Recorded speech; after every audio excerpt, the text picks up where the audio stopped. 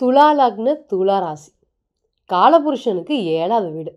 எல்லோரையுமே தராசு மாதிரி அளந்து பார்க்கக்கூடிய ராசி.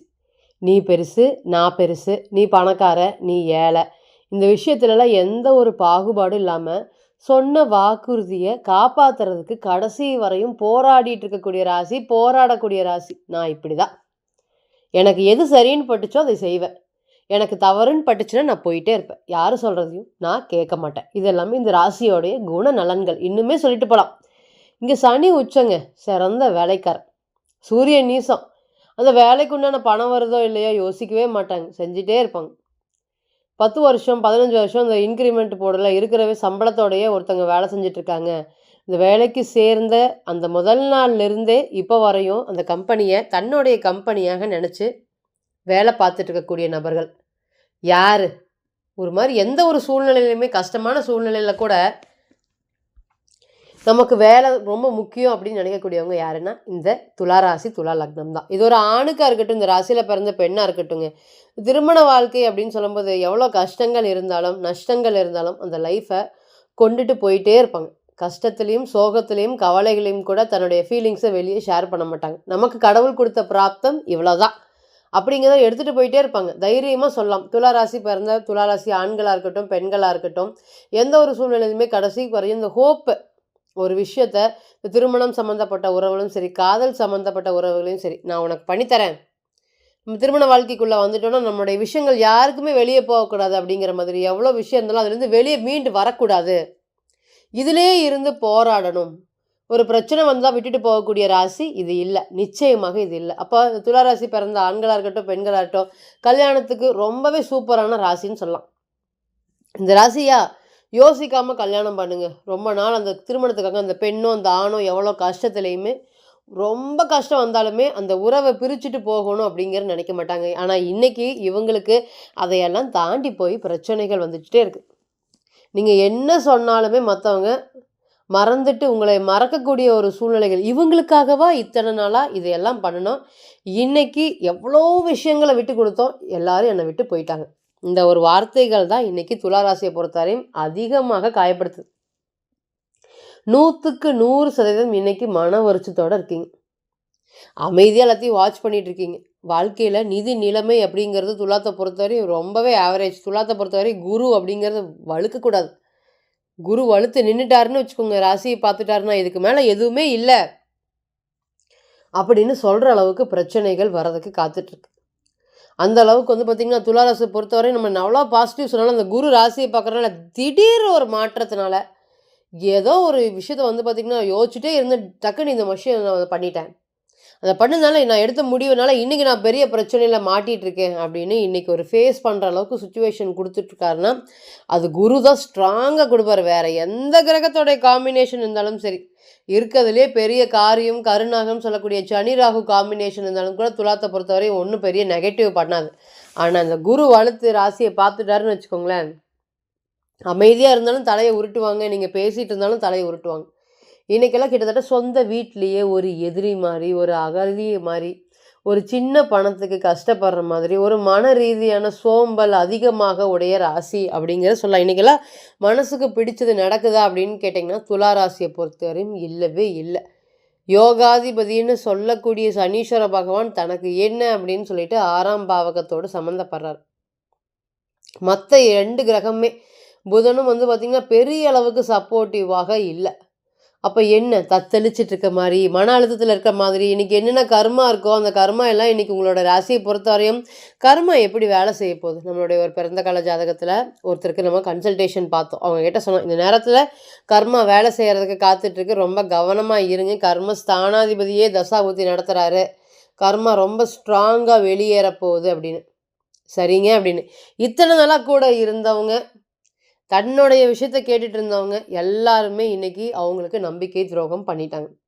இப்போ அவங்க ஃபோன் பண்ணி இன்றைக்கி அழுகுறாங்க, மேடம் இத்தனை வருஷமாக கிட்டத்தட்ட சொல்ல முடியாத வர ஒரு 10 to 20 வருடமாக எங்கூட ட்ராவல் பண்ணிகிட்ருக்காங்க, ஒரு சின்ன பணத்துக்காக என்னை இந்த மாதிரி பண்ணிட்டாங்க, இன்றைக்கி நான் ஓடி ஒளிஞ்சு உட்காந்துட்ருக்கேன், யாருக்கும் தெரியாமல் ஒரு தலைமறைவான வாழ்க்கையை தான் நான் வாழ்ந்துட்டுருக்கேன், கர்மா எனக்கு வேலை செஞ்சிருச்சு. இதற்குமே அவங்க மாற்று மத நபர்கள் தான். ஸோ அவங்ககிட்ட நம்ம தெளிவாக சொன்னோம், ஒண்ணும் பண்ண முடியாது இதுக்கு.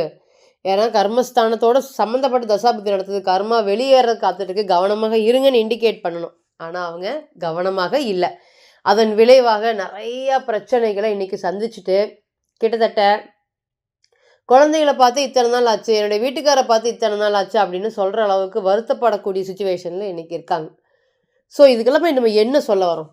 பிறந்த கால ஜாதகம் மட்டுமே தான் ஒரு தசைய, ஒரு புத்திய, ஒரு கோச்சாரத்த அனுபவிக்குது. அது எந்த காலங்கள், எதெல்லாம் நம்ம பாசிட்டிவ், எதெல்லாம் நமக்கு நெகட்டிவ், எது சார்ந்து நம்ம போகலாம், எது சார்ந்து நம்ம போகக்கூடாது. நமக்கு கடவுளுடைய பிராப்தம் என்ன? அதை இம்ப்ரூவ்மெண்ட் பண்றதுக்கு வழி இல்ல. ஒண்ணு இல்லைன்னு சொல்லிட்டாரு கடவுள். அதைய இல்லைன்னு விட முடியாது. அதை கொஞ்சம் இம்ப்ரூவ்மெண்ட் பண்றதுக்கு என்ன? இதுக்கு எல்லாத்துக்குமே ஒரு பிறந்த கால ஜாதகம் மட்டும் தான் ஒரு கிளியர் ஃபோட்டோகிராஃபி. பிறந்த கால ஜாதகம், நவாம்சம், கிரகங்கள் பெற்ற பலம், பலவீனம், பார்க்கக்கூடிய கிரகம், செயல்படுத்தக்கூடிய கிரகம், நின்னக்கூடிய சாரம், இது எல்லாமே ஒரு பலன் கொடுக்கறதுக்கு காத்துட்டு இருக்கு. ஸோ ஒரு விஷயத்த இதெல்லாம் தான் நடக்க போகுது. ஆல்ரெடி இதெல்லாம் நடந்திருக்கு. இதெல்லாம் நடக்க போகுதுன்னு நமக்கு ஃபோக்கஸ் பண்றதுக்கு ஒரு பிறந்த கால ஜாதகம் மட்டுமே தான் ஒரு 100% சொல்யூஷன குடுக்கும் அப்படிங்கிறத நீங்க மறந்துடக்கூடாது. நம்ம இப்ப பார்க்கக்கூடிய செவ்வாயோடைய உச்ச பெயர்ச்சி பலன்கள். துலா ராசி மற்றும் துலா லக்னத்திற்கு செவ்வாய் ஒரு தலை சிறந்த ஒரு யோகாதிபதினே சொல்லலாம். செவ்வாய் நல்லா இருந்தா தான் பணம்.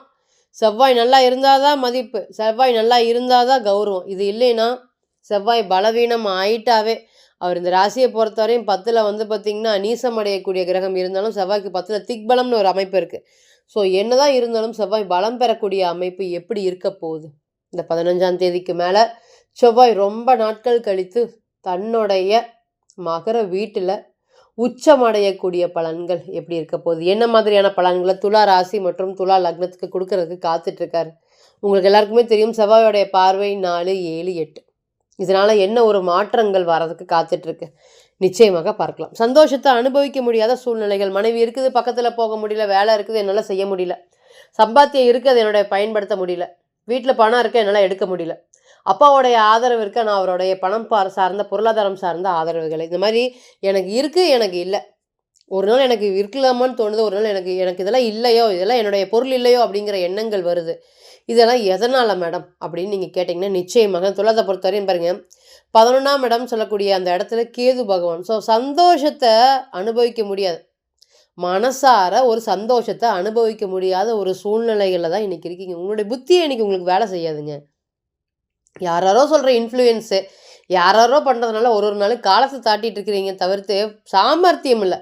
சாமர்த்தியத்திற்கு பார்த்திங்கன்னா நல்ல பலம் பெற்ற கிரகங்கள் இருக்கணும், அல்லது பலம் பெற்ற ராசியாதிபதி ராசியை பார்க்கணும். இது மாதிரி எதுவுமே இல்லை. எப்போவுமே சாமர்த்திய கிரகம் அப்படிங்கும்போது திக்பலம் பெற்ற கிரகங்கள் தான் சாமர்த்தியத்தை ஏற்படுத்தி கொடுக்கும். அப்போ இன்றைக்கி அந்த மாதிரி இல்லாதனால என்ன ஆகும்? காசு தங்காமல் கஷ்டப்பட்டுட்டு இருக்கீங்க. எல்லாருக்கும் உங்களை புரிய வச்சுட்டு நான் இப்படி தான், நான் அப்படி தான், அட்ஜஸ்டபிள் பண்ணி இருங்க அப்படிங்கிற மாதிரி சொல்லுவேன். இன்றைக்கி கிட்டத்தட்ட கட்டின மனைவியாக இருக்கட்டும், கணவனாக இருக்கட்டும், எங்கள் குடும்பத்தில் எந்த அளவுக்கு ப்ராப்ளம் அப்படிங்கிறது இந்த அளவுக்கு நான் வரும் கனவுல கூட நினச்சி பார்த்ததே இல்லைங்க. ஆனால் இன்றைக்கி இந்த அளவுக்கு கொண்டு நிறுத்திட்டாங்க. கிட்டத்தட்ட குடும்பத்துக்காகவே அர்ப்பணித்து வாழ்ந்த எனக்கு இன்றைக்கி நீ யார் அப்படின்னு கேட்குற மாதிரியான சூழ்நிலைகள். ஒரே வார்த்தை தான், வேண்டாம். என்ன நீங்கள் பேசுங்க. இந்த மாதிரி வார்த்தைகள் தான் இந்த நேரத்தில் நீங்கள் உங்களை காயப்படுத்துறதுக்கு காத்துட்ருக்கு. ஊர் ஒன்று கூடி உங்களையே அவமானப்படுத்தக்கூடிய சுச்சுவேஷனில் தான் குரு நிச்சயமாக ஏற்படுத்தி கொடுப்பார். குரு பாருங்கள் இன்றைக்கி ராசி பார்க்குறாரு. செய்யாத இடத்துல தப்புக்களை போய் தண்டனை நிரூபிச்சுட்டு நான் இந்த மாதிரி பண்ணலை, நான் இந்த மாதிரி பண்ணலைன்னு அழுகக்கூடிய சூழ்நிலைகள் தான் இன்றைக்கி இருக்கீங்க. இன்றைக்குமே தொழில் ஸ்தானம் அப்படிங்கிறது ஆதாள பள்ளத்தில் கிடக்கு. தொழிலை பார்க்குறதா, திருமண வாழ்க்கையை பார்க்குறதா, இல்லை பணம் சார்ந்த பிரச்சனை பார்க்குறதா, இல்லை கௌரவம் சார்ந்த பிரச்சனைகளை பார்க்குறதா, இல்லை செய்யக்கூடிய வேலையில் பார்த்திங்கன்னா 5ஆம் அதிபதினு சொல்லக்கூடிய சனீஸ்வர பகவான் 6ல் இருக்கார், அதையே பார்க்குறது மாதிரி நிறைய போராட்டங்கள் இந்த துலா ராசியை பொறுத்தவரை ஃபேஸ் பண்ணிட்டு இருக்கீங்க. இனி இதெல்லாமே படிப்படியாக மாறப்போகுது. நீங்கள் பட்ட கஷ்டங்கள் மற்றவங்களுக்கு புரிய வைக்கக்கூடிய ஒரு சூழ்நிலைகள் இருக்குங்க. மறைமுக எதிரிகள் எல்லாமே படிப்படியாக விலகுவாங்க. மதித்து நீங்கள் வாழ்க்கையில் பல பேரை உயர்த்தி விட்டுருக்கீங்க. இன்றைக்குமே அவங்க எல்லாருமே உங்களையே ஃபோன் அடித்தா கூட எடுத்து பதில் சொல்கிறதுக்கோ, உங்களுக்கு ஒரு ஆறுதல் சொல்கிறதுக்கோ, கிட்டத்தட்ட வீட்டை விட்டு இன்றைக்கி ஓடி போயிடலாம், எங்கேயாவது கோயிலில் போய் கொஞ்ச நாள் இருந்துட்டு வந்துடலாம் அப்படிங்கிற மன ரீதியாக எதுவுமே எனக்கு வேண்டாம் அப்படிங்கிற அந்த மைண்டு 0 தான் இன்றைக்கி வேலை செஞ்சிட்ருக்கு. அது எல்லாமே இனி வரக்கூடிய காலங்களில் கண்டிப்பாக மாறப்போகுது. 10 வாட்டி 20 வாட்டி முயற்சி பண்ணாத ஒரு ஒரு விஷயங்களும் இன்னைக்கு பலம் பெற்ற செவ்வாய்னால உங்களுக்கு ஒரு யோகத்தை கொடுக்கறதுக்கு காத்துட்ருக்காரு. மனசுல பட்டது அப்படியே வெளிப்படையா ஃப்ராங்கா பேசுறதுனால பல எதிரிகள், பல தொந்தரவுகள் கிட்டத்தட்ட 2 கையும் 2 காலும் கட்டி போட்டா எப்படி இருக்கும்? ஒரு வேலையும் செய்ய முடியாது. அந்த மாரி ஒரு கட்டி போட்டுட்டு ஒரு வேலைய செய்யக்கூடிய ஒரு சூழ்நிலைகள். இன்னைக்கு தொழில் பாருங்க, துலாத்த விட சிறந்த தொழில் சார்ந்த ஒரு ராசி அப்படிங்கிறது யாருக்குமே சொல்ல முடியாது. அந்த அளவுக்கு ஒரு துலாம் வந்து சாமர்த்தியத்துக்கான பெயர் போன ராசி. ஆனா இன்னைக்கு வெறும் சாமர்த்தியம் தான் இருக்குது. சாமர்த்தியத்தினால பணத்தை என்னால உண்டு பண்ண முடியல.